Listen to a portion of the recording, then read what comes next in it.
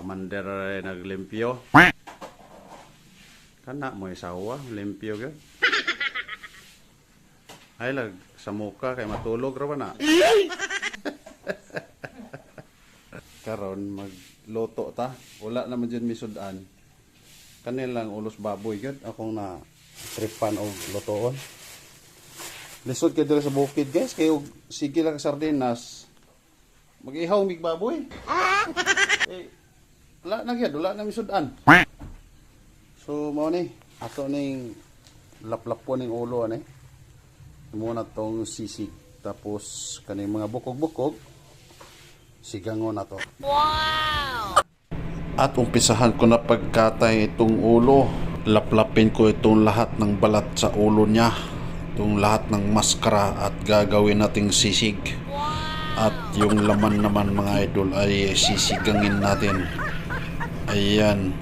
Medyo nahirapan na aking kutsilyo dito mga idol. Dahil madulas pala ang balat ng baboy.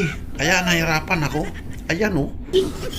Laplap ko ng laplap dito mga idol. At dahil na rin siguro sa aking kutsilyo ay matagal na itong hindi nahasa. Mga isang taon na siguro to. Ayan tuloy nahirapan ako sa kabilang pisngi niya idol. Ayan dito naman tayo sa kabilang pisngi. Medyo nahirapan tayo. Dahil madulas at mapuro lang ating kutsilyo. At ito nga pala ay mga idol. Talagang nilinis ko nung nilinis yung mga singit-singit dahil meron pa siyang mga balahibo. Lalong-lalo na sa mga bandang tainga. Pero pag inihaw na mga idol, napakasarap din. Lagyan ng limonsito at tuyo. Yummy.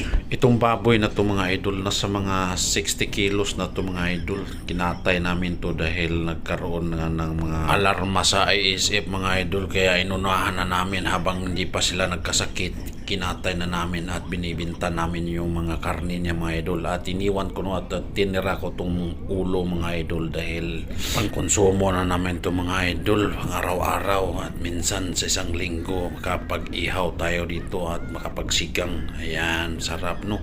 Ayan, ito namang tainga mga idol, talagang nilinisan ko ng husto ito mga idol dahil mayroon pang mga balahibo dito sa mga singit at tutuli.